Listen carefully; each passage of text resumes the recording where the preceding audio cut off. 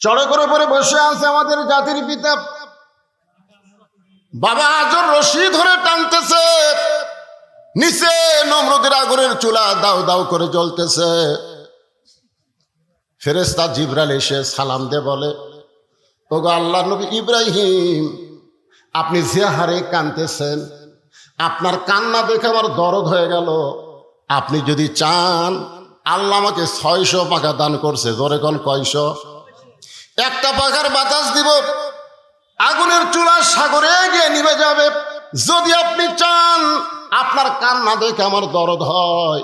ইব্রাহিম বলে, জিবরাইল, আমি একটা বারও নমরুদের আগুনের চুলার দিকে তাকাই নাই।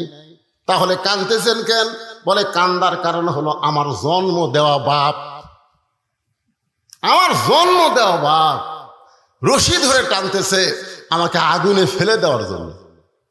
সন্তান যখন বিপদে পড়ে, বাবা তখন সন্তানকে সাহায্য করে। জোরে কোন কথা ঠিক কিনা? আর ভাগ্যগুণ আমি এমন একটা বাবার সন্তান, যেই বাবা আমাকে নমরুদের চুলের মধ্যে, আগুনের মধ্যে ফেলে দেওয়ার জন্য রশি টানতেছে।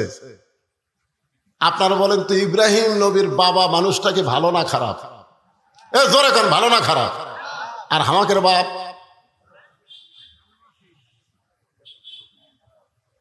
যেই বাবা নিজে নামাজ পড়ে, ছেলে নামাজ পড়ে না, এই বাবা ইব্রাহিম নবীর বাবার চাইতেও খারাপ বাপ।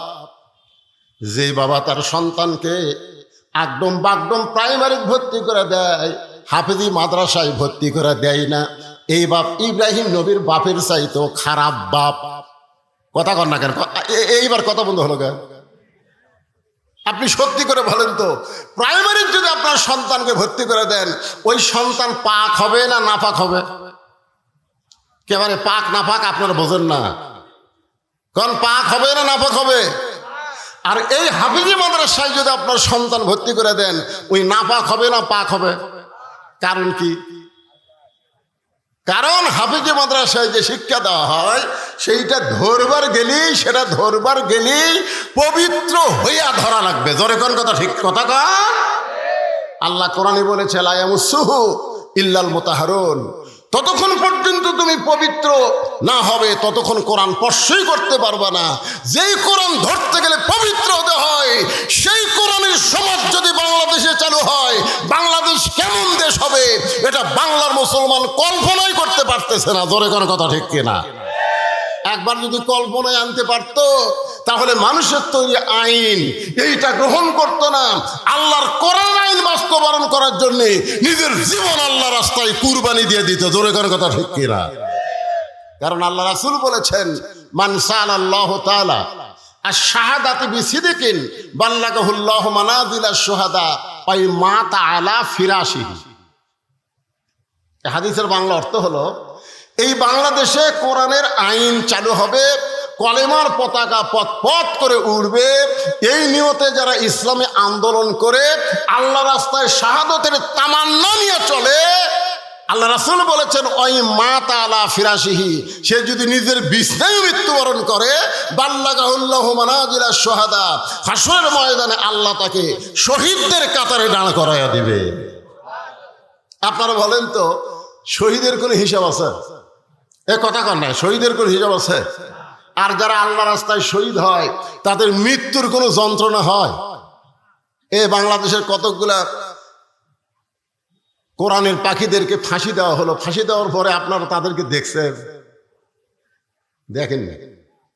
মানুষ মরার সময় মুখ বেকা টেকা বহু কিছু করে বলে ভাই। জোরে কোন কথা ঠিক কিনা? হ্যাঁ ভাইজান, একটু মনোযোগ দিয়ে কথাগুলো শুনবেন। ফাযকুরুনি আযকুরুকুম ওয়াশকুরুলি ওয়ালা তাকফুরুন। এই আয়াতটাকে নিয়ে আপনাদের সামনে আলোচনা করতেছি। বাবা আমাকে রশি ধরে টানতেছে আগুনে ফেলে দেওয়ার জন্যে। রে জিবরাইল, নমরুদের চুলার দিকে আমি একবারও তাকাই নাই, কারণ আমার ঈমান বলতেছে আগুনের মালিক নমরুদ না, আগুনের মালিককে। সবাই বলেন, আগুনের মালিককে। নমরুদ আগুন জ্বালাবার পারবে, কিন্তু পুরানোর ক্ষমতা নমরুদের হাতে নাই। হাসবি আল্লাহ পড়েন, হাসবি আল্লাহ নিমাল ওয়াকিল অনিমাল মৌলা অনিমান নাসির। আল্লাহু আকবার কর না আপনারা, কি কথা রে ভাই? আমি শুনলাম এলাকাত নাকি কোরআনের দলের লোক বেশি, আর কোরআনের আয়াত তেলাওয়াত হয়, আল্লাহু আকবার কয় না। বাংলাদেশে বড় বড় দল যেগুলো আছে, যাকে আমরা বড় বড় দল বলি, এই বড় বড় দলের মধ্যে আল্লাহু আকবার নাই। জোরে কোন কথা, ঠিক কথা কর না কেন? হ্যাঁ, ওরকে বহু মিছিল আমরা শুনছি, জীবনে কোনোদিন আল্লাহু আকবার শুনছেন? যদি কেউ ভুল করে আল্লাহু আকবার দেয়, ইচ্ছা করে তো দিবি না, ভুল করে যদি দেয় ও ঘাট ধরে বার করে দিবি। কিন্তু আমাদের দলের তো এই স্লোগান নাই।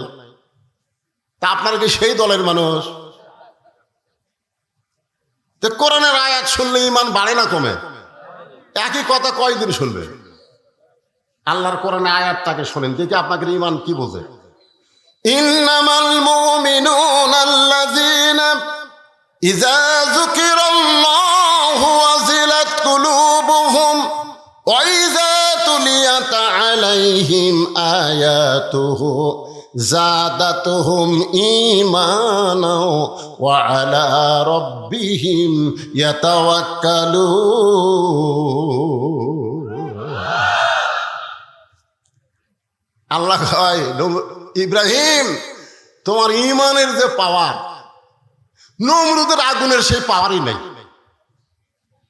তোমার ঈমানের পাওয়ারের কাছে আগুনের পাওয়ার ঠান্ডা হয়ে গেল। আমি আল্লাহ ঘোষণা করলাম, কুল্লা ইয়া নারু কুনি বারদান ওয়া সালামান আলা ইব্রাহিম। আগুনের চুলার উপরে ইব্রাহিম নবী স্মরণ করছে কাকে? জিকির করছে কার? আল্লাহকে। আসমানে ভুলে গেছে নাকি? আসমান থেকে আগুনকে শান্তিদায়ক বানায় দিল। আমরা সে আল্লাহর জিকির করব। এখন জিকির সম্পর্কে কোরআনে একটা আয়াত আপনাদের সামনে বলতেছি, দেখেন। আল্লাহ বলতেছেন, ইন্না নাহনু নাযালনা যিকরা ওয়া ইন্না লাহু লাহাফিজুন। এই আয়াতের মধ্যে কি বলা হচ্ছে? ইন্না নাহনু নাযালনা যিকরা। আপনারা বলেন তো, এই আয়াতে জিকির মানে কি? হ্যাঁ, দুই একজন কনকে, বাদ বাকি লোক কি বোবা নাকি? বোবা? তাহলে প্রথম আয়াতে জিকির মানে স্মরণ, এই আয়াতে জিকির মানে কোরআন। তাহলে কোরআনকে আল্লাহ জিকির হিসাবে নাজিল করেছে। এই কোরআন হেফাজতের দায়িত্ব দুনিয়ার কোনো মানুষের হাতে রাখে নাই। কোরআন হেফাজতের দায়িত্ব কার? আল্লাহ যদি ঠান্ডা বাতাস দেয়, আপনাদের কোনো অসুবিধা থেকে ভাইরা? আমি তো বৈশাখ মাসের মাহফিলে আমি বলে দিই, এই যে উপরে যে কাপড় টাঙ্গাইনি, এই যে কাপড়, আমি এই সপ্তাহে যে কয়টা মাহফিল করছি, এই খালি আজগারটার উপর কাপড় দেখতেছি। বক্তা বসে থাকবে, এরই থাকবে কাপড়, আর এই জায়গা খালি লাঠি পুতবি আর আলোর বাতি দিবি। সামান্য বাতাস ওটা কাপড় দিতেছে। এখন এরা করবে, হাঁ করে এই টাকা দাও, মাঝে সাথে আদায়ের টাকা ওর দিতেছে। কারণ বৈশাখ মাসের বাতাস তো আক্কেল নাই, ধরে কোনো কথা ঠিক কিনা, ভিতরে ঘুরবি চাঙা দিয়ে তুলে যায়। বাতাস হোক, যে আবহাওয়া গরম আবহাওয়া হয়েছে, একটু বাতাস হোক। আপনার উপর দিক না তাকায় এই কালো মানুষের দিকে একটু তাকায় থাকেন। অসুস্থতা নিয়ে আলোচনা করতে যে ভাইজান, একটু মনোযোগ দিয়ে শুনবে। তাহলে এখানে জিকির মানে কি? ইন্না, আরেকবার কই, আরেকটা কই, তাহলে বুঝতে পারবেন।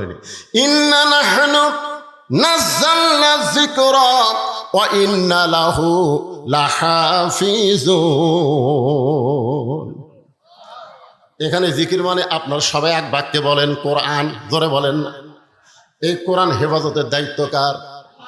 পৃথিবীর সমস্ত মানুষ যদি কোরআনের বিরুদ্ধে লাগে, আল্লাহ বলেছেন, ইউরিদুনা লিউতফিউ নূরাল্লাহি বিআফওয়াহিহিম ওয়াল্লাহু মুতিম্মু নূরিহি ওয়ালাউ কারিহাল কাফিরুন।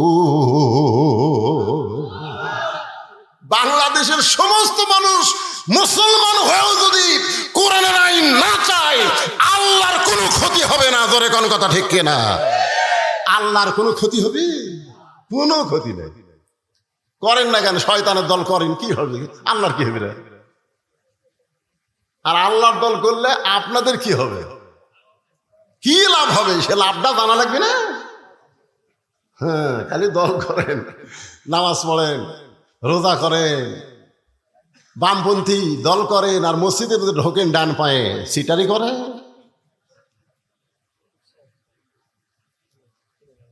শোনেন, প্রথম একটা আয়াত নাজিল হলো, রাসূল তখন মদিনায় নামাজ পড়াচ্ছেন।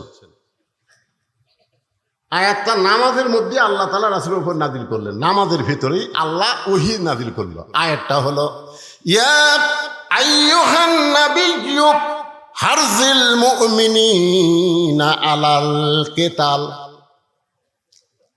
আমার আগে সাফি ওয়াজ করলো না, সাফি খালি না, বাংলাদেশের অধিকাংশ বক্তারা এই ভুলটা করে, বলে মুনাফিক সর্দার হলো আব্দুল্লাহ ইবনে উবাই।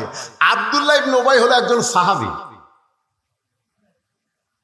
আব্দুল্লাহ ইবনে উবাই হলো একজন সাহাবী। উবাইয়ের বেটা আব্দুল্লাহ, উনি আব্দুল্লাহ ভালো মানুষ, কিন্তু উবাই ইবনে খলফ যিনি মুনাফিকের সর্দার, তার নাম হলো উবাই ইবনে খলফ। জোরে কোন নাম কি? আর এক জায়গাতে আছে উবাই ইবনে সলুল। হ্যাঁ, উবাই ইবনে সলুল না উবাই ইবনে খলফ। আর আব্দুল্লাহ ইবনে উবাই একজন সাহাবী। আর আমরা একটা সাহাবী খেলে মুনাফিক মুনাফিক বলে যাচ্ছি। আমার কথা কি বুঝতে পারছেন? হ্যাঁ, তো উবাই ইবনে খলফ সামনে কাতারে নামাজ পড়ে, টুপি ঠিক, দাড়ি ঠিক, জুব্বা ঠিক, পাগড়িও ঠিক। এখানে আবু বকর রাদিয়াল্লাহু পাশে নামাজ পড়ে। আয়াত যখন নামাজের মধ্যে নবীর উপর নাজিল হলো, তখন নবী নামাজের সালাম ফিরায় সাহাবীর দিকে মুখ করলেন, মুখ করে বললেন, সাহাবীরা, আল্লাহ পাক একটা আয়াত আজকে নামাজের মধ্যে আমার উপর নাজিল করেছে। সাহাবীরা তো আশ্চর্য হয়ে বললেন, হুজুর, আল্লাহ কি আয়াত নাজিল করলো আপনি আমাদের বলেন। আল্লাহর নবী বললেন, তাহলে সাইজ হয়ে তোমরা শোনো, এই আয়াতটা হলো সাইজ হওয়ার আয়াত। জোরে কোন কি হওয়া? সাইজ হওয়া। খালি জামাতবদ্ধ ভাবে নামাজ পড়লে হবে না, কাতার সোজা করে নামাজ পড়লে হবে না, জামাতবদ্ধ ভাবে কাফের বেঈমানদের বিরুদ্ধে অস্ত্র ধারণ করা লাগবে। কারণ মক্কার কাফেররা যে কোনো সময় মদিনা আক্রমণ করতে পারে, আর মদিনা আক্রমণ করলে ইন্নাল্লাহা মা'আস সাবিরিন, ধৈর্যশীলদের সঙ্গে আল্লাহ আছে। আজকে আমাদের গোটা বাংলাদেশ ভারত আক্রমণ করেছে, প্রতিবেশী ভারত আমাদের গোটা বাংলাদেশ আক্রমণ করেছে। আপনারা বলতেছেন, হুজুর কি দিয়ে আক্রমণ করলো? ভারত তো আমাকে সাহায্যকারী, ভারত আমাকে প্রতিবেশী। আপনি জানেন না, ভারত অস্ত্রের চাইতে মারাত্মক অস্ত্র দিয়া আমাদের বাংলাদেশকে আক্রমণ করে আমাদের ঘরের বউ পর করে দিছে। কথা কন না কেন ভাই? আপনাকে গ্রামতকে ডিশের লাইন নাই? আপনি যাই আজকে বউ কবেন যে বলছিস এত ওয়াজ শুনিস, অমুক বক্তের এত ওয়াজ শুনিস, পর্দার এত ওয়াজ শুনিস, আজ থেকে ভারতের দুটা চ্যানেল বাদ দিবি, স্টার জলসার জি বাংলা, এই দুই চ্যানেল দেখা হবে না। খালি এই কথা কবেন, দেখবেন তো বউ আপনার পক্ষে আছে না চ্যানেলের পক্ষে গেছে। আপনি খালি এটা খেয়াল করবেন। শোনেন, মেয়ে মানুষকে যদি দখল করে, মরদ মানুষ দখল হতে কোনো দেরি নাই, কারণ মেয়া দিয়েই বাংলাদেশ চলতেছে। তোর এখন কথা ঠিক কিনা ভাই? কিভাবে দেখছেন? ভারত আমাকে যুদ্ধ করা লাগবে কে রে? এমন ভাবে মাল দিয়ে দিচ্ছে আমাদের ছেলেমেয়েকে, যুবকদেরকে, যুবকগুলা সব নষ্ট হয়ে গেছে। একটু মনোযোগ দিয়ে কথাগুলো শুনবেন। যদি মক্কা মদিনা আক্রমণ করে, দোয়া দরুদ দিয়া মদিনা রক্ষা করা যাবে না। ওই কাফের বেঈমানদের বিরুদ্ধে অস্ত্র ধারণ করা লাগবে, যুদ্ধ করা লাগবে। সুবহানাল্লাহ। সমস্ত সাহাবীরা বলতেছে, হুজুর আমরা এক পায়ে রাজি। কারণ আল্লাহ যখন বলেছে অন্যায়ের বিরুদ্ধে যুদ্ধ করতে আমরা এক পায়ে রাজি। কিন্তু উবাই ইবনে খলফ, ও সামনে কাতারে টুপিওয়ালা দাড়িওয়ালা, ও নবীর কাছে গিয়ে বলতেছে, হুজুর এইটা না গন্ডগোলের আয়াত। আপনারা বলেন তো, ইসলামী আন্দোলনের আয়াত এটা কি গন্ডগোলের আয়াত? কথা কন না কেন, এটা কি গন্ডগোলের আয়াত? নবী চম করে বললেন, স্বয়ং আল্লাহ তাআলা যে আয়াত নাজিল করলো, আমার এক নম্বর মুসল্লি বলতেছে গন্ডগোলের আয়াত। সঙ্গে সঙ্গে আল্লাহ তাআলা আবার আয়াত, পৃথিবীর সমস্ত পাহাড় পর্বত একাধারে 40 দিন পর্যন্ত পানির নিচে, 40 দিন পর পানি যখন নিচে নেমে গেল, আস্তে আস্তে পানি শুকে যাচ্ছে। নূহ নবীর নৌকা যদি পর্বতে এসে ভিড়ে গেল। আল্লাহ ডাকতে পারে, নূহ খবর কি? নূহ বলতেছে আলহামদুলিল্লাহ। আল্লাহ কয় নূহ খবর কি? নূহ বলতেছে কি? আলহামদুলিল্লাহ। আল্লাহ বলে নূহ কি খবর? নূহ বলতেছে আল্লাহ, নৌকার ভিতরে যারা জীবিত আছে তারা, আর নৌকার বাহিরে যারা ধ্বংস হয়েছে তারা। আপনারা কি বুঝলেন? নৌকার ভিতরে যারা কি রক্ষা পাইছে তারা, নিরাপদ আছে তারা, নৌকার বাহিরে যারা ধ্বংস হয়েছে তারা। আল্লাহ ডাক বলেন নূহরে, তাহলে এই বুড়িটার খবর কি? নূহ বলতেছে আল্লাহ আমার মনই নেই। এখন কি নাই? দেখছেন, কঠিন বিপদ যখন আসে তখন একটা নবী পর্যন্ত ভুলে যায়। আপনারা বলেন তো, হাসরের ময়দানের বিপদ সহজ না কঠিন? তাহলে ওই বিপদে পীর সাহেব মুরিদও খেয়াল থবি? আপনার এখন থবে? কতকগুলা বলে না, আমার কোনো টেনশন নাই, পীর ধরছি। নূহ নবী বলতেছে আল্লাহ আমার মনই নাই। আল্লাহ বলে নূহ তাহলে বুড়ির খবর কি? নূহ বলতেছে সবাই যখন ধ্বংস হয়ে গেছে নৌকার বাহিরে, বুড়িটাও ধ্বংস হয়ে গেছে। আল্লাহ বলে নূহ আজগুবি কোনো কথা বলা যাবে না, কথা বলতে গেলে তদন্ত করে কথা বলতে হবে। সুবহানাল্লাহ। কম আজগুবি, আমাদের বাংলাদেশে আমরা আজগুবি কথা বলি। আজগুবি যে কোনো কথা আপনি বলবেন, কথা তদন্ত করে বলার দরকার আছে না নাই? জোরে কান আছে, কথা কান আছে না নাই? আজকে আমাদের বাংলাদেশে অনেক বিষয় আমরা কোনো তদন্ত করি না, বিনা তদন্তে আমরা রিপোর্ট দেই। আজকে যারা কোরআনের মাহফিল এসেছেন, তদন্ত বিষয়টা একটু মনোযোগ দিয়ে খেয়াল করবেন। আল্লাহ বলে নূহ আজগুবি কোনো কথা বলা যাবে না, তদন্ত করো। নূহ নবী তদন্ত করতে এসে দেখে বুড়ি তো দূরের কথা, বুড়ির বাড়িটাও পর্যন্ত কিছুই হয় নাই।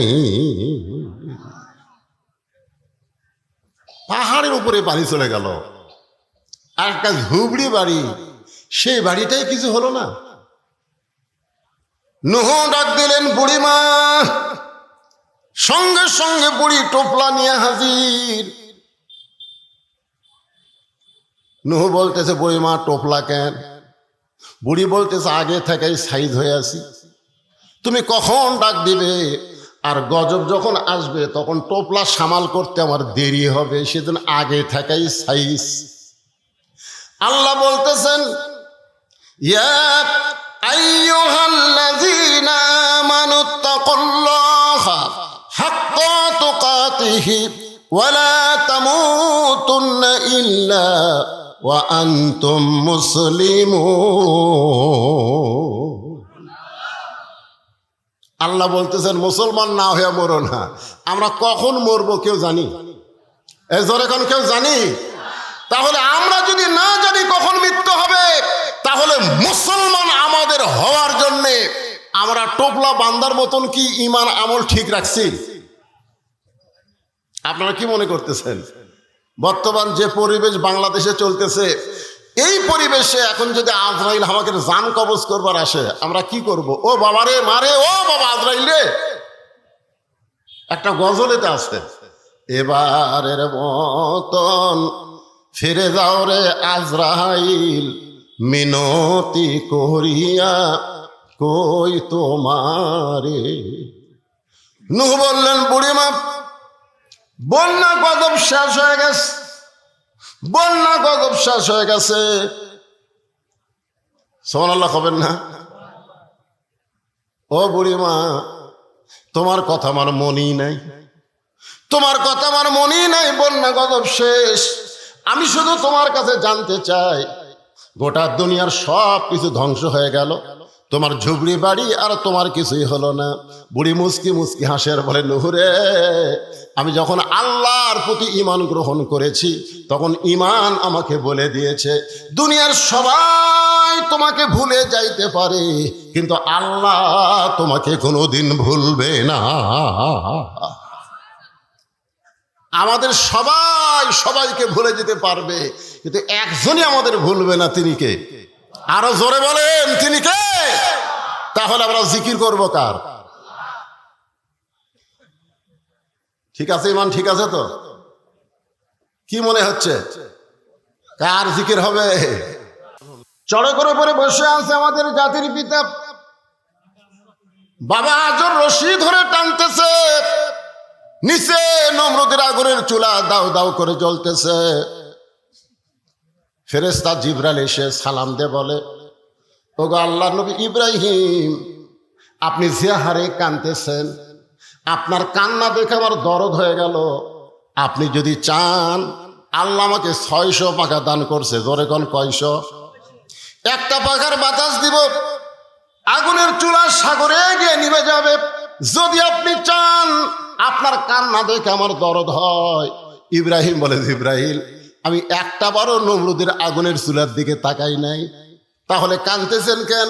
বলে, কান্দার কারণ হলো আমার জন্ম দেওয়া বাপ, আমার জন্ম দেওয়া বাপ রশি ধরে টানতেছে আমাকে আগুনে ফেলে দেওয়ার জন্য। সন্তান যখন বিপদে পড়ে, বাবা তখন সন্তানকে সাহায্য করে। জোরে কোন কথা ঠিক কিনা? আর ভাগ্যগুণ আমি এমন একটা বাবার সন্তান, যেই বাবা আমাকে নমরুদের চুলার মধ্যে, আগুনের মধ্যে ফেলে দেওয়ার জন্য রশি টানতেছে। আপনারা বলেন তো, ইব্রাহিম নবীর বাবা মানুষটাকে ভালো না খারাপ? জোরে কোন, ভালো না খারাপ? আর আমাকের বাপ,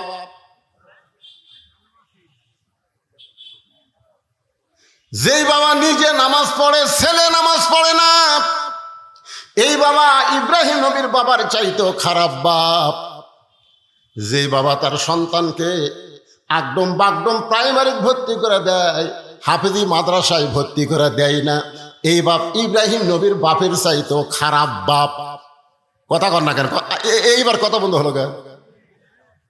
আপনি সত্যি করে বলেন তো, প্রাইমারির যদি আপনার সন্তানকে ভর্তি করে দেন, ওই সন্তান পাক হবে না নাপাক হবে?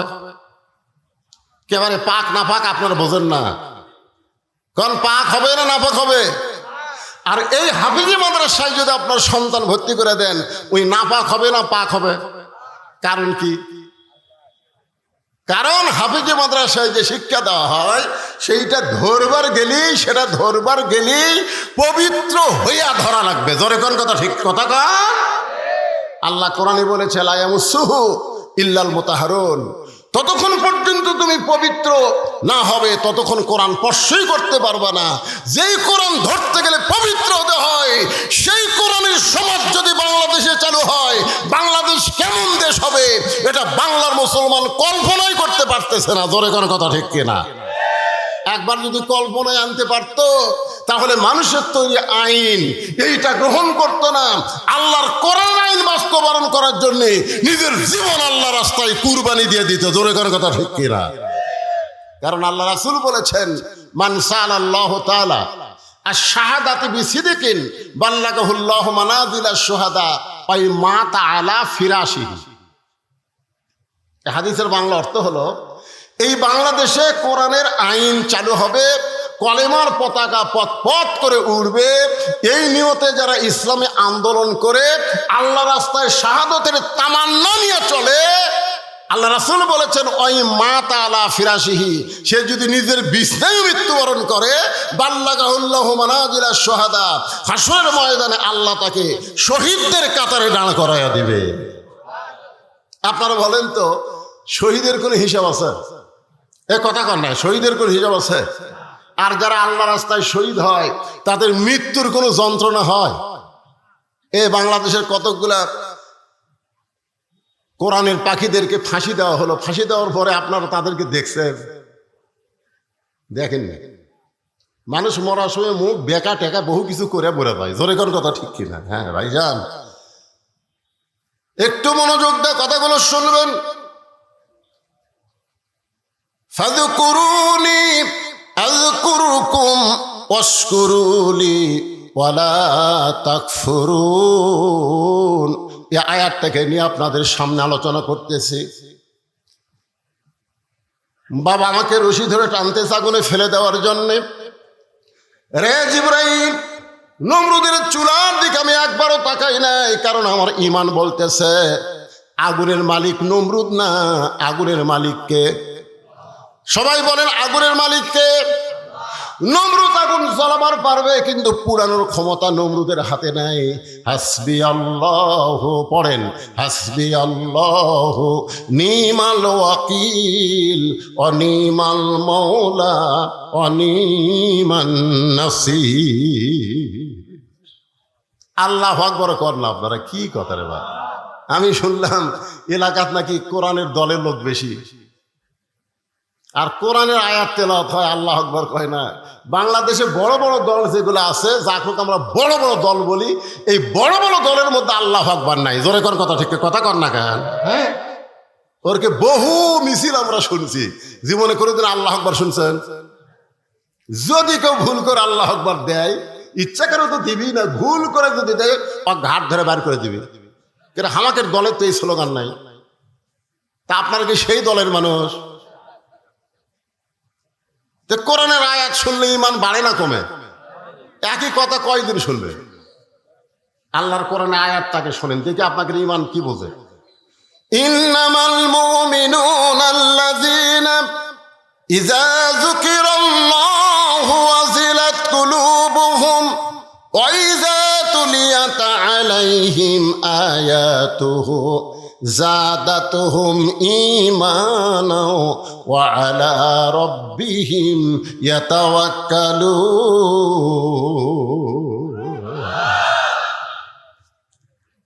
আল্লাহ কয়, ইব্রাহিম তোমার ঈমানের যে পাওয়ার, নমরুদের আগুনের সেই পাওয়ারই নাই।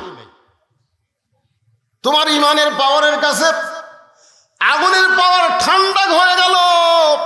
আমি আল্লাহ ঘোষণা করলাম, কুল্লা ইয়া নারু কুনি বারদাও ওয়া সালামান আলা ইব্রাহিম। আগুনের চুলার উপরে ইব্রাহিম নবী স্মরণ করছে কাকে? জিকির করছে কার? আল্লাহকে। আসমানে ভুলে গেছে নাকি? আসমান থেকে আগুনকে শান্তিদায়ক বানায় দিল। আমরা সে আল্লাহর জিকির করব। এখন জিকির সম্পর্কে কোরআনে একটা আয়াত আপনাদের সামনে বলতেছি, দেখেন। আল্লাহ বলতেছেন, ইন্না নাহনু নাযালনা যিকরা ওয়া ইন্না লাহু লাহাফিজুন। এই আয়াতের মধ্যে কি বলা হচ্ছে? ইন্না নাহনু নাযালনা যিকরা। আপনারা বলেন তো, এই আয়াতে জিকির মানে কি? হ্যাঁ, দুই একজন কনকে, বাদ বাকি লোক কি বোবা নাকি? বোবা। তাহলে প্রথম আয়াতে জিকির মানে স্মরণ, এই আয়াতে জিকির মানে কোরআন। তাহলে কোরআনকে আল্লাহ জিকির হিসাবে নাজিল করেছে। এই কোরআন হেফাজতের দায়িত্ব দুনিয়ার কোনো মানুষের হাতে রাখে নাই। কোরআন হেফাজতের দায়িত্ব কার? আল্লাহ যদি ঠান্ডা বাতাস দেয়, আপনাদের কোনো অসুবিধা থেকে ভাইরা? আমি তো বৈশাখ মাসের মাহফিলে আমি বলে দিই, এই যে উপরে যে কাপড় টাঙ্গাইনি, এই যে কাপড়, আমি এই সপ্তাহে যে কয়টা মাহফিল করছি, এই খালি আজগারটার উপর কাপড় দেখতেছি। বক্তা বসে থাকবে, এরই থাকবে কাপড়, আর এই জায়গায় খালি লাঠি পুতবি আর আলোর বাতি দিবি। সামান্য বাতাস ওটা কাপড় দিতেছে। এখন এরা করবে, হাঁ করে এই টাকা দাও, মাঝে সাথে আধা টাকা ওর দিতে চায়। কারণ বৈশাখ মাসের বাতাস তো আক্কেল নাই। ধরে কোনো কথা ঠিক কিনা? ভিতরে ঘুরবিতে চাঙা দিয়ে তুলে যায়। বাতাস হোক, যে আবহাওয়া গরম আবহাওয়া হয়েছে, একটু বাতাস হোক। আপনার উপর দিক না তাকায়া এই কালো মানুষের দিকে একটু তাকায় থাকেন। অসুস্থতা নিয়ে আলোচনা করতে দিই ভাইজান, একটু মনোযোগ দিয়ে শুনবেন। তাহলে এখানে জিকির মানে কি? ইন্না, আরেকবার কই আয়াতটা কই, তাহলে বুঝতে পারবেন। ইন্না নাহনু নাযালনা যিকরা ওয়া ইন্না লাহু লাহাফিজুন। এখানে জিকির মানে আপনার সবাই এক বাক্যে বলেন কোরআন, জোরে বলেন। এই কোরআন হেফাজতের দায়িত্ব কার? পৃথিবীর সমস্ত মানুষ যদি কোরআনের বিরুদ্ধে লাগে, আল্লাহ বলেছেন ইউরিদুনা লিউতফিউ নূরাল্লাহি বিআফওয়াহিহিম ওয়াল্লাহু মুতিম্মু নূরিহি ওয়ালাউ কারিহাল কাফিরুন। বাংলাদেশের সমস্ত মানুষ মুসলমান হয়েও যদি কোরআনের আইন না চায়, আল্লাহর কোনো ক্ষতি হবে না। জোরে কোন কথা ঠিক কিনা? আল্লাহর কোনো ক্ষতি হবে? কোনো ক্ষতি নেই। করেন না কেন? শয়তানের দল করেন, কি হবে? আল্লাহর কি হবে? আর আল্লাহর দল করলে আপনাদের কি হবে? কি লাভ হবে? সে লাভটা জানা লাগবে না? হ্যাঁ, খালি দল করেন, নামাজ পড়েন, রোজা করেন, বামপন্থী দল করেন, আর মসজিদে ঢোকেন ডান পায়ে, সিটারি করেন।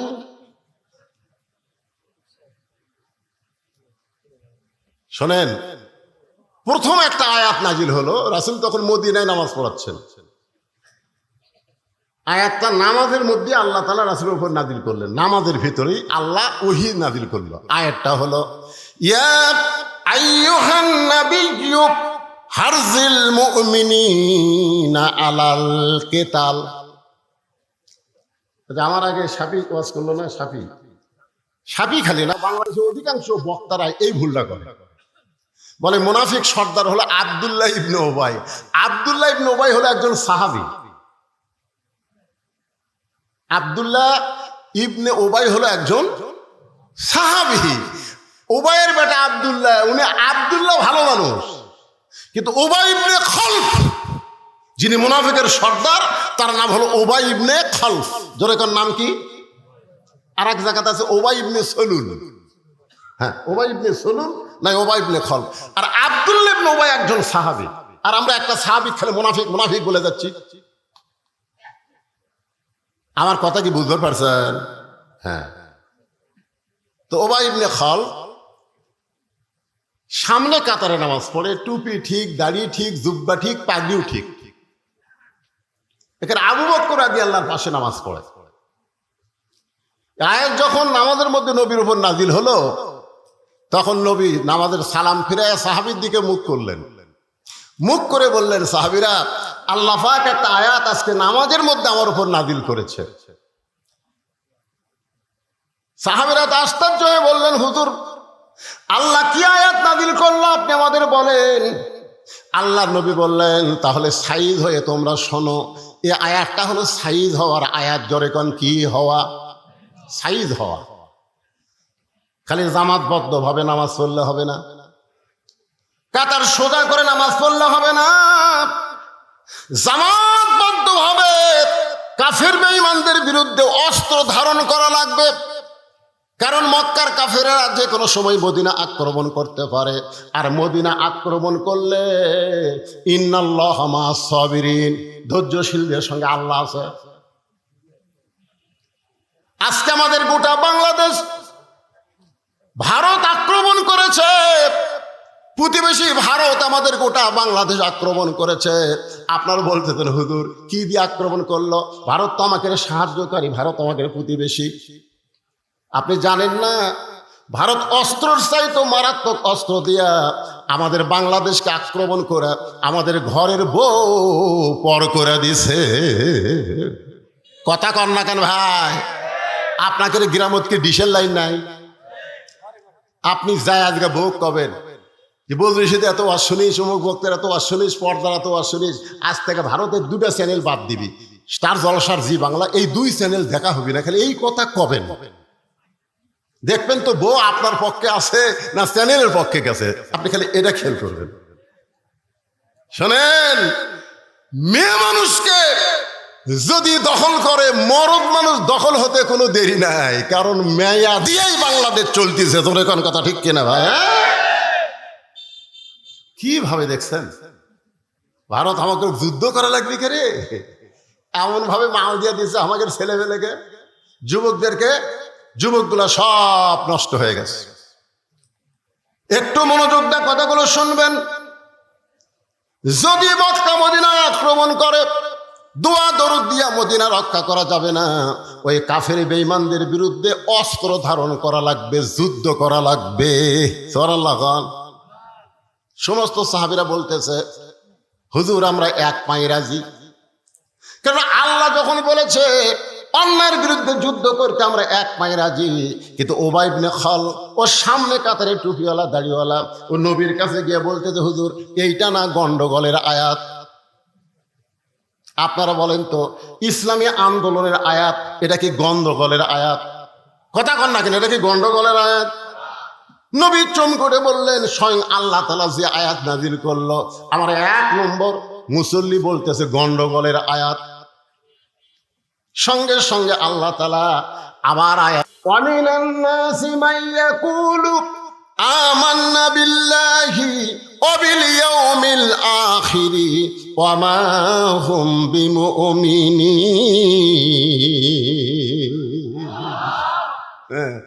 মানুষের মধ্যে অনেক টুপিওয়ালা দাড়িওয়ালা জুব্বাওয়ালা নামাজিওয়ালা থাকবে, আল্লাহ বিশ্বাস করবে, আখিরাত বিশ্বাস করবে। আল্লাহ বলেছে ওরা মুমিনই না, ওরা মুমিন নয়, ওরা হলো মুনাফিক। বাংলাদেশে আল্লাহর কোরআন দিয়ে চলুক এই নিয়ত যদি কারো অন্তরে না থাকে, ওর একটা ইবাদত আল্লাহর দরবারে কবুল হবে না। জোরে কোন কথা ঠিক কিনা? আপনারা বলেন তো যতগুলা শায়েখ আমাদের বাংলাদেশে আছে এই শায়েখের মধ্যে কোন আন্দোলন আছে? কথা বল না কেন আছে? আমি তো মনে করি এই শায়েখেরা হয়তো শয়তানের কাছ থেকে কিছু পায়। একটা শালা ওই ইসলামী আন্দোলনের একটা কথাও কয় না। তোরে কথা কর না কেন ভাই? এই শায়েখ কিন্তু বেশি দিন আগে থেকে শুরু হয়নি, এটা শুরু হচ্ছে বছর 15 আগে থেকে। আগে মাওলানা ছিল, হজরত মাওলানা ছিল, হঠাৎ এই শায়েখ, এক শায়েখ এক কথা বলছে আর এক তাহেরি সেটা নিয়ে লেগে গেছে। এখন ফেসবুক খুলে দেখেন ও রে বাবা রে, নবী কখন থেকে কি হলো, এই নিয়ে আমাদের বাংলাদেশের যুবকেরা মাথা শেষ। নামাজ পড়ে কি হবি রে? তাহেরি একটা কয়, আহমদুল্লাহ একটা কয়, কেন তোকে নামাজ পড়ে কি হবে? এই কথা তো কে বলো না, হুজুর ঠিক নাই কি? তুমি যত বড় আলম হও, তোমার জবান দিয়ে যদি ইসলামী আন্দোলনের কথা না আসে, বাতিলের বিরুদ্ধে হকের পক্ষে কথা না আসে, তোমার একটা আমল আল্লাহর দরবারে কবুল হবে না। জোরে কোন কথা ঠিক কিনা? ডাইরেক্ট যদি বলবার না পারো, আল্লাহ বলেছেন উদউ ইলা সাবিলি রাব্বিকা বিল হিকমা, বদরুশের মতন হিকমতের সাথে কও। জোরে কোন ঠিক না? আমি কি ডাইরেক্ট কই? আমি অ্যাঙ্গেলে মারি, তাই বলে কি হক কথা বলা লাগবে না? সবাই আমার সঙ্গে পড়েন কুল জাল হক, পড়েন কুল জাল হক ওয়া যাহাকাল বাতিল ইন্নাল বাতিলা কানা যাহুকা। তাহলে কোরআন হেফাজতের দায়িত্ব কার? মক্কার কাফেররা চেষ্টা করলো, যার উপর আল্লাহ কোরআন নাজিল করতেছে তাকে যদি হত্যা করা হয় তাহলে কোরআন এমনি দুনিয়া থেকে নিভে যাবে। আল্লাহ নবীকে হত্যা করার পরিকল্পনা করলো, অর্থাৎ কোরআনকে দুনিয়া থেকে বিদায় করার পরিকল্পনা করলো। গভীর রাত্রে মক্কার 37টা গোত্রের 37 জন নেতা আল্লাহ নবীর বাড়ির চারিধার ঘেরাও করলো এই জিকিরকে হত্যা করার জন্যে। আসলে নবী হত্যা না, আল্লাহর কোরআনকে দুনিয়া থেকে নিপাত করার চেষ্টা করলো। আমার কথা কি বুঝবার পারতেছেন? আল্লাহ বললেন হাবিব দীর্ঘ 13 বছর মক্কায় কলেমার দাওয়াত দিলেন, মুসলমানের সংখ্যা হলো মাত্র 320 জন। এইরকম দাওয়াত দেয় ইসলামের বিজয় সম্ভব না। ওরা যখন চাচ্ছে কোরআনকে নিপাত করতে, আপনাকে হত্যা করতে, আপনি গভীর রাত্রে মক্কা থেকে মদিনায় হিজরত করেন। ওই কাফেরদের চোখ ডাঙ্গায়া আল্লাহ নবী আবু বকরকে সঙ্গে করে মদিনায় চলে আসলেন। মাত্র 8 বছর পর আল্লাহ তাআলা যেই মক্কা থেকে নবীকে মদিনায় পাঠাইছিলেন ওই মক্কা আবার বিজয় দিয়া দিলে।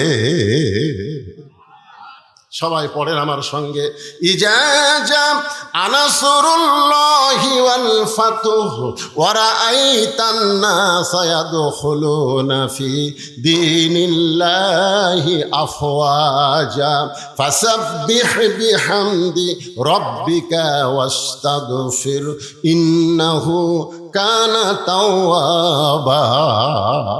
এখন আপনাদের কাছে আমার একটা প্রশ্ন, সে প্রশ্নটা হলো, আপনারা বলেন তো মক্কায় রাসূল কত বছর কলেমার দাওয়াত দিছে? আচ্ছা, আপনারা কি আমার কথা বুঝবার পারতেছেন না, না রাগ করে উত্তর দিচ্ছেন না? কোনটা কথা কন না, কথাগুলি তো সব। 13 বছর দাওয়াত দিয়ে মুসলমানের সংখ্যা হলো মাত্র 320 জন। তার মধ্যে 17 জনকে ওরা মারাই পিটাই মারিছে। 320 জনের মধ্যে কয়জন মারছে? 17 জনকে ওরা পিটাই মারিছে পারে। তাহলে 13 বছরের আয় হলো 303 জন। এই 303টা আয় নিয়ে নবী হিজরত করলেন মদিনায়। মদিনায় 8 বছরে 10,000 সাহাবী নিয়ে মক্কা বিজয় হয়ে গেল।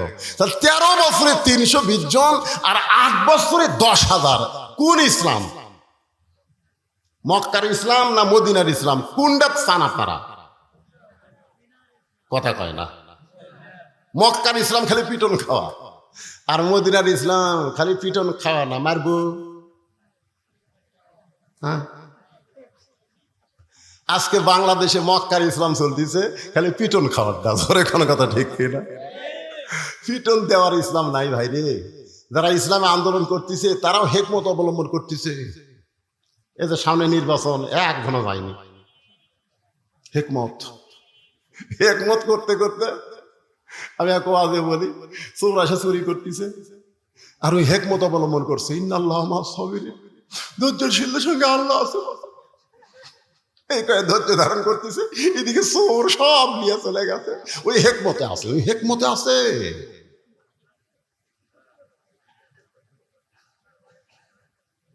কি আমাদের বগুড়াতে একবার ওই ভোট কেন্দ্র দখল করবে আওয়ামী লীগ, বিএনপিও ডানাস, আওয়ামী লীগ ডানাস। ভাই যারা ভোট কেন্দ্র দখল করবে ওরকে 3টা পিঠাই মারিছে।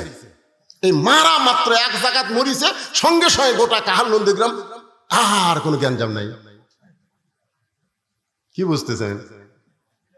সারা জীবন খালি 2 হাত তোলা দোয়া করবেন। আমার ওয়াজের মধ্যে আছে এই 2 হাত খালি দোয়া করার হাত না, লাঠি ধরারও হাত। জোরে কর কথা, ঠিক কথা কর না কেন? খালি হেকমত অবলম্বন করতেছে। চোর সব চুরি করে লিয়ে গেছে, লিয়ে যাক, বার এবারে লিয়ে যাক, সামনেবার আমি সদা ক্ষম, সামনেবার সদা কবি।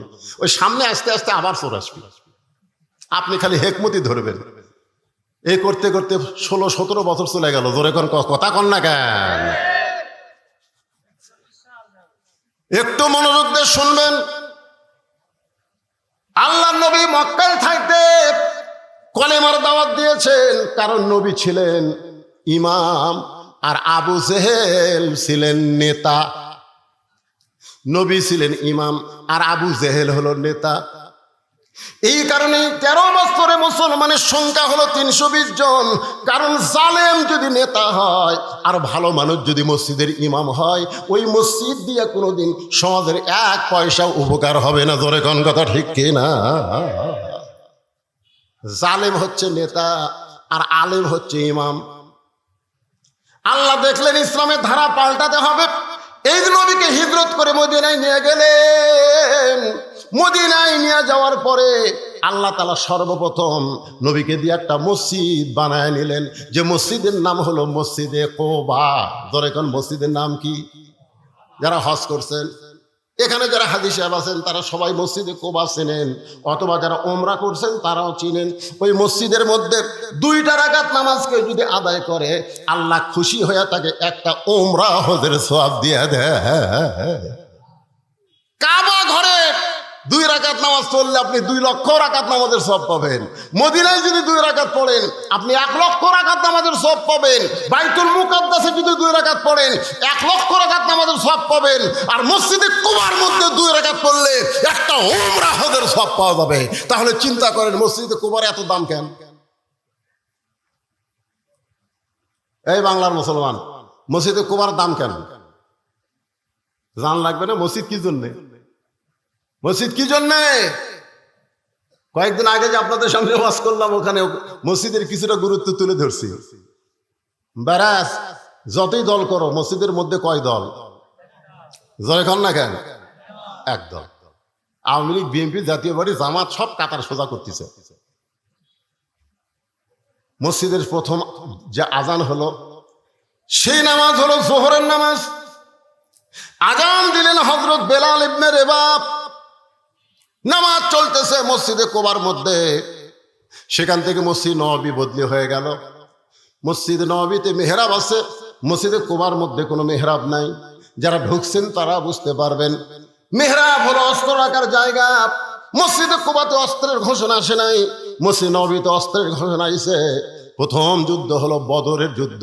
সেই যুদ্ধটা হলো পবিত্র রমজান মাসে। জোরে কোন কি মাসে? পবিত্র রমজান মাসে। 311 জন সাহাবী হয়ে গেছে। 311 জন। জোরে বলেন কয়জন? এমন সময় দুইটা ছোট বাচ্চা দৌড়ে নবীর কাছে এসে বলতেছে, ইয়া রাসূলুল্লাহ, আমরা দুই ভাই জিহাদের ময়দানে যাবার চাই। আল্লাহ রাসূল বললেন, জিহাদ কোনো ইয়ার কি মারার জায়গা না, তোমরা ছোট মানুষ, তোমরা যুদ্ধের কি বুঝবা? বলে, হুজুর আমরা জিহাদে যাব, নিয়ত করেছি। কারণ জিহাদের ময়দানে কেউ যদি শহীদ হয়ে যায়, আপনি বলেছেন শহীদের মৃত্যু একটা খুদি পিঁপড়া কাটার চাইতেও আযাব কম। মানে এক কথা আযাবই নেই। একটা খুদি পিঁপড়া যদি আপনার খামড় দেয়, আপনি চটকে দেন না? হুজুর আমরা শহীদ হবার চাই। আল্লাহ রাসূল বললেন, জিহাদের ময়দানে শহীদ হতে গেলে তার একটা মাপ হওয়া লাগবে। বেলাল, দেখি মাপের কাঠি নিয়ে আসো। একজনের নাম হলো মুআফেজ, আর একজনের নাম হলো মুয়াস। মুয়াজ আর মুআফেজ দুই ভাইয়ের। মুয়াজকে মাপের মধ্যে নিয়ে আসা হলো। মাপে দেখা গেল 5 ফুট লম্বা হয়ে গেছে। আল্লাহ রাসূল বললেন, মুয়াজ তুমি লম্বাই হলা 5 ফুট, তোমাকে জিহাদের ময়দানে যাওয়ার হুকুম দেওয়া হলো। মুআফেজ বলতেছে, ইয়া রাসূলুল্লাহ, ও লম্বা হবার পারে, কিন্তু আমার চাইতে ওর শরীরে শক্তি কম। ওগো আল্লাহর নবী, আপনি যদি আমাদের দুই ভাইকে কুস্তি লাগা দেন, তাহলে দেখতে পারবেন লম্বা হলে কি হবে, ওর গাওয়াত কোনো শক্তি নাই। নবী তাবাসসুম মুস্কি হাসি দিয়ে বললেন, ঠিক আছে, তোমরা দুই ভাই কুস্তি করো। দুই ভাই যখন কুস্তি করতেছে, ছোট ভাই মুআফেজ মুয়াজকে কানে কানে বলে, ভাই তুমি তো মাপে হয়েই গেছো ভাই, তোমার তার কোনো টেনশন নাই, কিন্তু এই কুস্তিতে তুমি একটু দুর্বল হয়ে আমার বুকের নিচে পড়ো, আমার বুকের নিচে পড়ে যাও, তাহলে আমি তোমার বুকের উপর থাকলে নবী আমাকেও যাওয়ার পারমিশন দিয়ে দিবে। মুয়াজ বলতেছে, নবী কিন্তু সাধারণ বিষয় না, হয়তো বুঝতে পারবে। বলে, ভাইজান বুঝবার পারবে না, তুমি একটু দুর্বল হয়ে নিচে থাকো, আমাকে একটু তোমার বুকের উপর উঠে দাও। মুয়াজ বলতেছে, আমি পারবো না। এবার মুআফেজ কানে কানে বলতেছে, ভাই রে, তুমি বলো তো, আল্লাহ রাসূলকে জীবনের চাইতে যদি বেশি ভালোবেসে থাকো, তাহলে বলো, ডান দিক থেকে যদি কাফেররা নবীকে লক্ষ্য করে তীর মারে, তুমি না হয় ডান দিকে থাকতে পারো, কিন্তু বাম দিক থেকে যদি তরবারি মারে, বাম দিকে কে দাঁড়াবে বলো? আমি থাকবো ডানে, তুমি থাকবো বামে, তুমি থাকবা সামনে, আমি থাকবো পিছনে। আমাদের জীবন যতক্ষণ থাকবে, আল্লাহ রাসূলের দেহ কাফেরদের অস্ত্র যেন স্পর্শ না করে। সঙ্গে সঙ্গে মুয়াজ দুর্বল হয়ে বুকের নিচে পড়ে যায়। এমন সময় আল্লাহ রাসূল বলতেছে, এইরকম ছোট বাচ্চারা শহীদ হওয়ার নিয়তে যখন আল্লাহর দল করে, এই ইসলামকে কেউ মাটির নিচে দাফন করতে পারবে না। একদিন গোটা পৃথিবীতে ইসলামের বিজয় হয়ে যাবে। লিল্লাহে তাকবীর। এমপি সাহেবের আগমন। আপনাদের এমপিকে আমি এর আগে দেখছি, তখন এমপি ছিল না, তো এমপি হওয়ার পরে এটা প্রথম।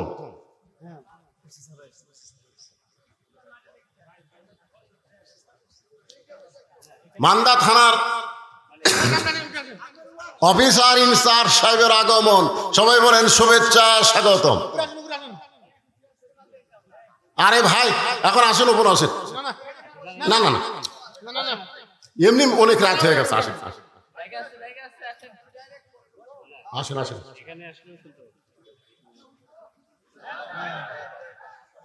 যে মানুষটা সাধারণ মানুষের মধ্যে বসতে চায়, এমপি হওয়ার পরও কখনো তার মনে এতটুকু অহংকার আসে নাই তার মন বলতেছে আমি জনগণের সেবক, জোরে কোনো কথা ঠিক কিনা? এর আগে আমিও ভিডিওতে দেখেছি এরকম একটা মাহফিলে আমার ভাই মঞ্চের সামনে বসে আছে, এমপি সাহেব বসে আছে। এখন আপনারা তো কাম তো অকাম করছেন, সভাপতি পর্যন্ত চেয়ার দেন। এখন এক চেয়ার দিয়ে থাকেন টেজের ওপর, এটা কেমন হয়?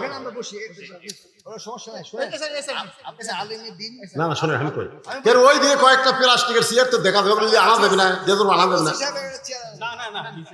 আচ্ছা আমরা বসি, অসুবিধা নেই। জি বরঞ্চ আপনার থেকে একটু অনুমতি নেই, এখানে তো নির্বাচনের তফসিল ঘোষণা হয়েছে, যার জন্য আসলে আমার মুভমেন্ট করা খুব নিষেধ।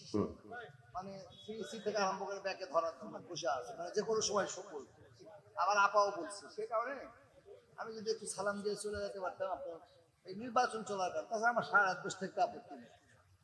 ঠিক আছে, সেদিন তো আমরা কেটে দিয়ে আসলাম। ঠিক আছে, ওটি বসে আসলে তারা সালাম কি হবে দিতে ভাই? ঠিক আছে, আমি আপাতত কিছু সময়ের জন্য আলোচনা বন্ধ করলাম। আর প্রধান অতিথি সাহেব, তার সঙ্গে থানার ইনচার্জ সাহেব এসেছেন, তারা একটু সংক্ষিপ্ত সালাম দেবেন, শুভেচ্ছা দেবেন, তারপর ইনশাআল্লাহ।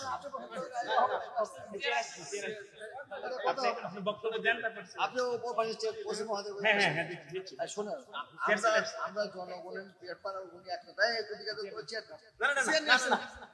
আমি বলছি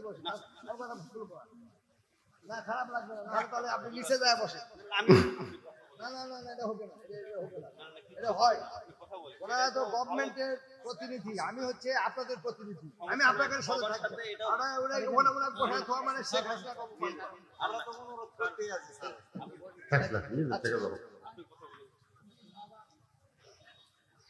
বিসমিল্লাহির রহমানির রহিম। আজকে এই পবিত্র মাহফিল সম্মানিত সভাপতি, উপস্থিত সহসভাপতিবৃন্দ, আলিমগণ, আপনারা আপনাদের সাথে মতামত দেবেন। যাই হোক, তারপর সেটা আপনারা প্রদর্শিত দেবেন।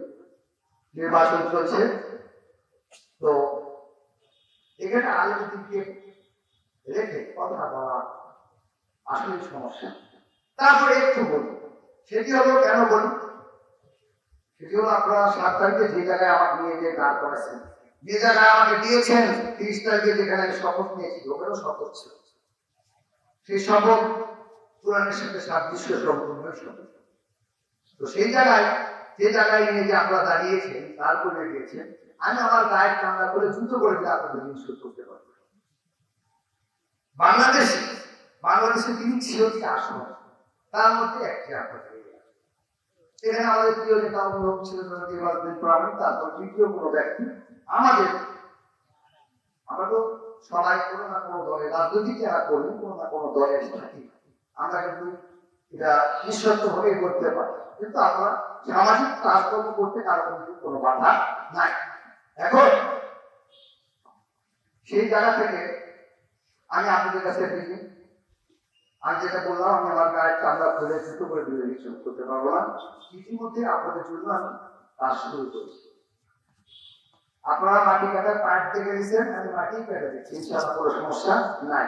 আমি ধরো এক ডাল দিয়ে সময় থাকি তা মনে করি না, একবারে প্রত্যেকটা সময় যাচাই বাছাই করে ঢাকাঢাকি মোটরসাইকেল দিয়েও প্রতিবার বাইরে যায় আপনাদের কাজ করে নিয়ে এসে দিচ্ছি, কোনো অসুবিধা নেই। যেখানে যাই সেখানে ইনশাআল্লাহ কিছু সুযোগ পাই। দেশপত্র শিখেছিলাম ছাত্র, গতকালকে অনেক কিছু নিয়েছি, কয়েক কোটি টাকা নিয়েছি, দৃশ্যমান হতে মাস 2 কিছু সময়। এটা যদি একটা মাস চলে না, আপনার জন্য জুন মাস ব্যয়, এই কারণে নির্দিষ্ট হচ্ছে তারপর প্রতিটা ইউনিয়নে সমহারে রাস্তাঘাটগুলো দিয়ে দেওয়া হবে ইনশাআল্লাহ। তো আমি আজকে একটি কথা শুধু বলতে চাই, সেটি হলো আমরা যখন এরকম সুন্দর সাংগানের মধ্যে বসে আছি, আমার ফিলিস্তিনি ভাইরা কি আছে? থাকতে পারছে? থাকতে পারছে। আজ থেকে 75 বছর আগে ওই ইসরায়েলকে আমার মুসলমান ভাইরা দয়া করে থাকার জায়গা হয়েছে। তখনও কিন্তু আমেরিকার একটা চক্রান্ত ছিল, তথাকথিত দ্বিতীয় বিশ্বযুদ্ধের পর এগুলো অনেক কথা ওখানে তারা খুঁটি গেড়ে বসেছিল। আজকে মানবতা বাতিল কথা বলে আমেরিকা, বলে না, কিন্তু ফিলিস্তিনিদের বিপক্ষে একটা কথা বলেছে বলেন। সেই জায়গা থেকে বুঝতে হবে ছাগল আছে খুঁটির জোরে, আমাদের মুসলমানদেরকে বুঝতে হবে আমাদের একটা ইস্পাত ঐক্য দরকার। আজকে ফিলিস্তিন যুদ্ধের আগে আমার মনে কিন্তু ডক্টর শেখ হাসিনা বিদেশে যাওয়ার সময় বলেছে ৭৫ বছর ধরে ফিলিস্তিনে আমার ভাইরা তাদের নিজ বাড়িতে পরবাসী, কাজেই তাদের একটা স্বাধীন আবাস ভূমি, তাদের একটা রাষ্ট্র দরকার। আজকে পৃথিবীর দেশে দেশে আমেরিকা সহ বিশ্বের সমস্ত বিশ্ববিদ্যালয়ে ফিলিস্তিনদের পতাকা তোলা হয়েছে। আজকে আমাদের ছাত্রলীগের ছেলেপেলেরাও পতাকা তুলেছে বিশ্ববিদ্যালয়ে, ফিলিস্তিনের পতাকা সম্মানিত। তারপর আমেরিকা সেখানে কামড়াকামড়ি করছে, তাদের ছেলেদেরকেও তারা নির্যাতন জুলুম করছে, গুম করছে, আর আমাদের এখানে মানবতা শিখায়। তো সঙ্গত কারণে আমাদের মন বুঝতে হবে ভাই না, আমরা আজকে একটা অরণ্য উচ্চতায় আল্লাহ আমাদেরকে নিয়ে গেছে। সম্প্রতি আপনারা জানেন পাকিস্তান বলেছে যে বর্তমানও আগে ইমরান তো বলেছে, বর্তমানও যিনি প্রধানমন্ত্রী তিনি বলেছেন বাংলাদেশকে দেখলে আমাদের হিংসা।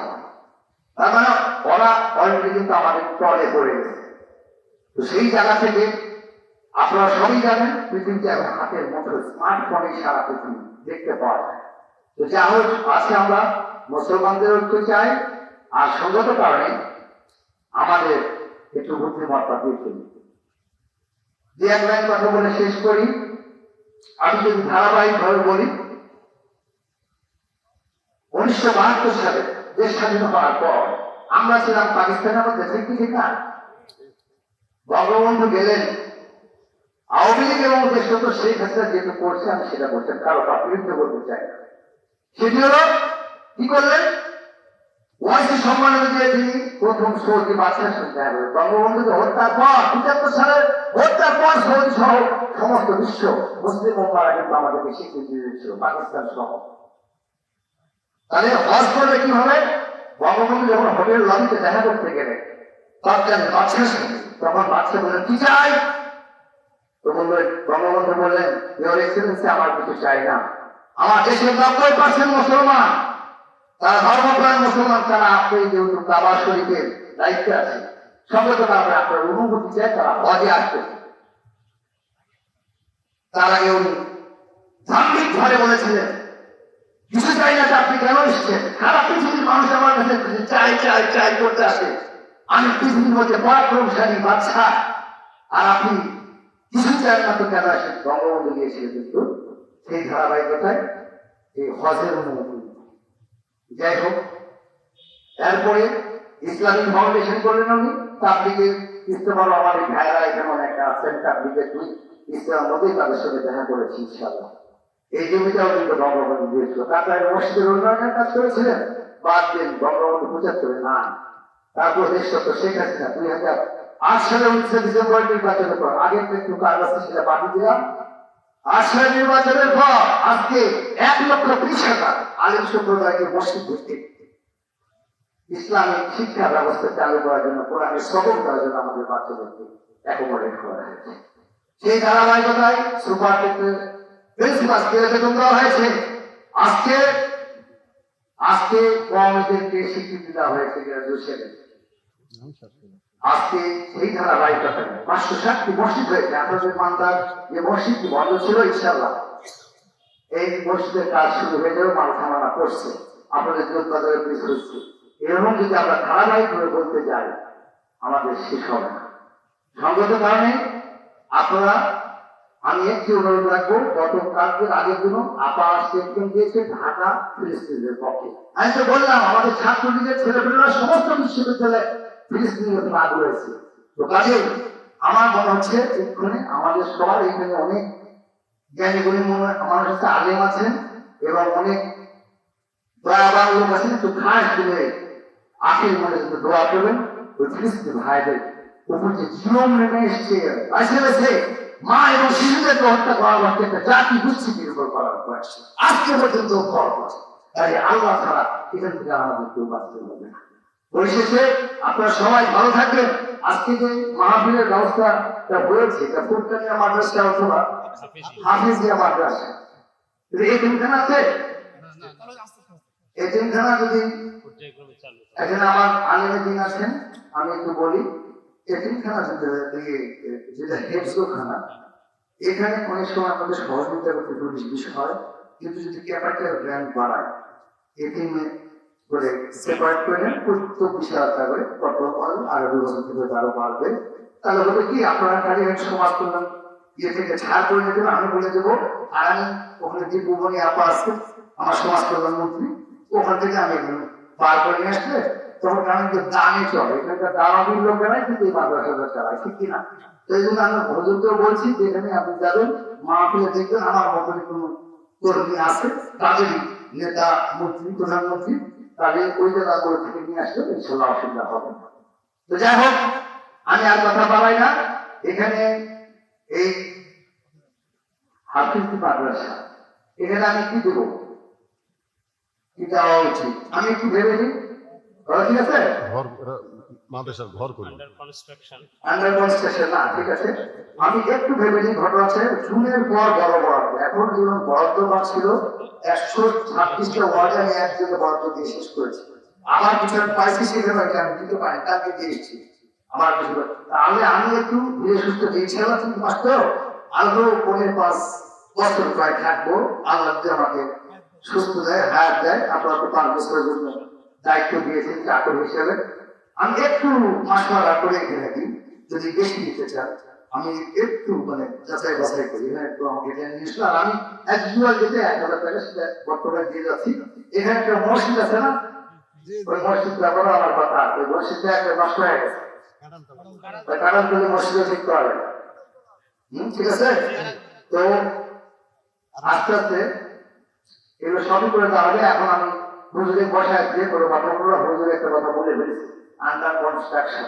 আন্ডার কনস্ট্রাকশন মানে তুমি বুঝে দাও, ঘর পাকা হচ্ছে, তোমার খালি হাতে আয়োজন চলে দিন, এখন একটা ঝালে কাছে আমার কত তৈরি নাকি হানা বলছে না কেন, হুজুর তো এটাই বলতে চাচ্ছে। উদ্দেশ্যের লক্ষ্য হচ্ছে, হ্যাঁ আমি ঝাড়ি, আমি ধর্ম মন্ত্রণালয়ে সেদিন ধরেছিলাম রাত বৃহস্পতিবার, আমার মায়ের ধর্মমন্ত্রীকে, তো ধর্মমন্ত্রী বলেছে ভাই আগস্ট থেকে, আগে যা আছে সব নিয়ে শেষ হয়ে গেছে, আমি আগস্ট থেকে দেবো, একটু সময় লাগবে। আপনি তো বুঝলেন একটা জায়গায় বসে গেলে সাথে সাথে তো খাওয়া দাওয়া দেওয়া যায় না, তাই যদি করতে একটু সময় লাগে। তো হুজুর কি মন খারাপ করছেন? আমি এখানে কি বলি ইনশাআল্লাহ, আপনি তো আবার আসবেন ইনশাআল্লাহ, দেখবেন যে তখন কিছু পাইছে। তো তারপরেও বলো, আচ্ছা তাহলে আপাতত মোটামুটি ইনশাআল্লাহ 1 লাখ টাকার একটা ওয়াদা থাকো যে একটা সময় ইনশাআল্লাহ, ঠিক আছে। আমি যদি কালকের আগের দিনও হতো, তাহলে আমি কালকে দিয়েছি, কত বৃহস্পতি হয়েছে নাকি, কালকেই আমি কিছু তালিকা দিচ্ছি, এখন সেটাও পাস হয়নি। তো যাই হোক, আলহামদুলিল্লাহ আপনারা দোয়া রাখেন, আপনাদের ওয়াদা খেলাপকারী জান্নাতে প্রবেশ করবে। আর আমি এসব ফাউল বলতে চাই না, ওর জন্য বাইরে গেলেও 1,000 আর 2,000 বাড়ি দিয়ে দিচ্ছি ইনশাআল্লাহ। এই জামারে না পারলে আর একটা জামারে দিব ইনশাআল্লাহ। জামারে আসতেই থাকবে, যাই তাই যাই করেছে তাই কিন্তু খাওয়া দেওয়া পারবে, তাই দেখি না। যেহেতু আমরা 4.5 লক্ষ 5 লক্ষ জনগণ আমার প্রতি আশা দেন, আপনারা ভোট দিয়ে আমাকে যে জায়গায় পাঠাইতে বললাম কোথাও আর আসবে না, তো সেই জায়গা থেকে না পাওয়ারও কোনো কারণ নাই। তো পরিশেষে আপনাদের সবার সুসমৃদ্ধি সুস্থতা কামনা করে আল্লাহ মহোদয় আমাদের আধার প্রধান আলোচক নজরুল রশিদ সাহেবের কাছে বিনীতভাবে ক্ষমাকে আপনাদের জন্য দোয়া করে আমার রাতও অনেক হয়ে গেছে, কাজ কামের দিন, কি কন, প্রধান অতিথির বক্তব্য শেষ, আর আমি তো অসুস্থ, সেটা ওয়াজের শুরুতেই শুনলেন। এরপরেও জিকির সম্পর্কে আলোচনা শুরু করেছিলাম, শেষ একটা আয়াত বলে আমি আপনাদের সবাইকে নিয়ে আখেরে মোনাজাত করব। এখানে আল্লাহ আর একটা আয়াতে বললেন, ইজা নুদিয়া লিস-সালাহ মিন ইয়াউমিল জুমআহ ফাসআউ ইলা যিকরিল্লাহ। এখানে জিকির মানে কি? এই জিকির নিয়েই কিন্তু কথা শুরু হচ্ছে। সে জিকির থেকে আল্লাহর কোরআনকে আপনার জিকির স্বীকার করলেন, আর সেই কোরআনের আলোচনা করতে আজকের মাহফিলের প্রধান অতিথি সাহেব মঞ্চে এসে গেলেন। আমি তাকে নিয়ে সভাপতি সাহেব আমাকে বলতেছে, হুজুর আমি একটু যাবার চাই। বললাম না, আপনি যাইন না, আমি কিছুক্ষণের মধ্যেই মাহফিলের এই ভাঙ্গা মাহফিল আর চাঙ্গা করা যাবে না, আমরা সকলেই মোনাজাতে শামিল হব। সকলে ইস্তেগফার পড়ে, আস্তাগফিরুল্লাহাল্লাযী লা ইলাহা ইল্লা হুয়াল হাইয়ুল কাইয়্যুম ওয়া আতুবু ইলাইহি, আল্লাহুম্মা আমিন। আল্লাহুম্মা আনতাস সালাম অমিনকাস সালাম তাবারাকতা ইয়া যাল জালালি ওয়াল ইকরাম। আয় আল্লাহ তাআলা, তোমার নবীর এতিমঘর হাফেজি মাদ্রাসাকে লক্ষ্য করে আজকের এই জান্নাতের বাগান সাজাইছিল আল্লাহ। কঠিন গরমের ভিতরে তোমার হাজারো বান্দা বান্দে আজকের মাহফিল উপস্থিত হয়েছিল আল্লাহ। আজকের এই মাহফিলকে আমাদের সকলের হেদায়েতের জন্যে, নাজাতের জন্যে, জান্নাতের জন্যে কবুল করেন। এই মাহফিলের শুরু থেকে শেষ পর্যন্ত যত আলোচনা হয়েছে আল্লাহ, যদি কোনো ভুল হয় মাফ করে দেন, জাহাদিয়া মঞ্জুর করেন। সোনার মদিনায় নবী পাকের রওজা মোবারকে আল্লাহ কবুল করে নেন। তামাম আম্বিয়ায়ে কেরাম, আসহাবে কেরাম, তাবিঈনে কেরাম, তামাম পৃথিবীর মাটির নিচে যত মুমিন মুমিনা শুয়ে আছে আল্লাহ, সকলের আরওয়াহ আর হাদিয়া কবুল করেন। আমরা যারা হাত তুলেছি, আমাদের জনম দুঃখনী মা বাবা যাদের কবরে চলে গেছে আল্লাহ, মা বাবার কবরকে জান্নাতের টুকরা বানিয়ে দিন। আমাদের বাপ মা যাদের জীবিত আছে আল্লাহ, এই নিয়ামতের হায়াত বাড়ায়া দেন। আল্লাহ, আমি অসুস্থ, আমার মতো যারা অসুস্থ হাত তুলেছে আল্লাহ সুস্থতার নিয়ামত দান করেন। ফিলিস্তিনের মুসলমানকে আল্লাহ আপনি বিজয় দেন।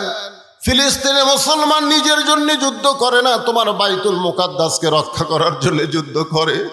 আল্লাহ, বাইতুল্লাহ তুমি আবাবিল পাখি দিয়া আব্রাহা বাদশাকে ধ্বংস করে দিলে, তোমার এই বাইতুল মুকাদ্দাসকে হেফাজত করার জন্য আল্লাহ তুমি মুসলমানদেরকে বিজয়, ফিলিস্তিন মুসলমানদের হেফাজত করো। যারা জীবন দিয়েছে তাদেরকে শাহাদতের মর্যাদা দান করো।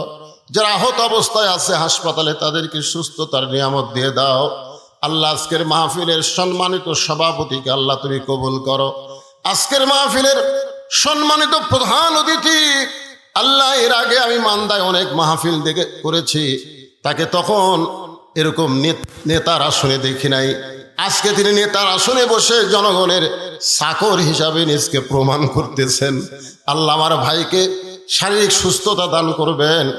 যেমন নেতৃত্ব দিলে আল্লাহ খুশি হবে, রাসূল খুশি হবে, জনগণ কলিজায় শান্তি পাবে, এমন নেতাগিরি করার তৌফিক আমার ভাইকে দান করে দেন। আল্লাহ, মান্দা উপজেলা অফিসার ইনচার্জকে সঙ্গে নিয়ে হাত তুলেছি আল্লাহ, মেহেরবানি করে তাকে কবুল করেন। যে দায়িত্ব তার উপর অর্পিত আছে সুন্দরভাবে পালন করার তৌফিক দিয়ে দেন। আল্লাহ, মন খুলে প্রাণ খুলে দীর্ঘ সময় আলোচনা করতে চাইছিলাম, কিন্তু অসুস্থতার কারণে আজকে এটা হয়তো আমার পক্ষে সম্ভব হলো না। আল্লাহ, তোমার বান্দাদের জন্য প্রাণ খুলে দোয়া করি আল্লাহ, যেটুকু আমরা শুনলাম বাকি জীবনে আমাদেরকে আমল করার তৌফিক দিয়ে দেন। আল্লাহ, মাদ্রাসাকে লক্ষ্য করে নগদে বাকিতে আজকে যারা দান করেছে আল্লাহ সবগুলো দান কবুল করেন। মা বোনদেরকে পর্দানি সাবেদা সালিহা মা ফাতেমার চরিত্র দান করেন। যেদিন আমরা বিদায় নেব আমাদের সকলের জবানে আপনি জারি করে দিবেন, লা ইলাহা ইল্লাল্লাহু মুহাম্মাদুর রাসূলুল্লাহ সাল্লাল্লাহু আলাইহি ওয়াসাল্লাম। আসসালামু আলাইকুম ওয়া রাহমাতুল্লাহি ওয়া বারাকাতুহু।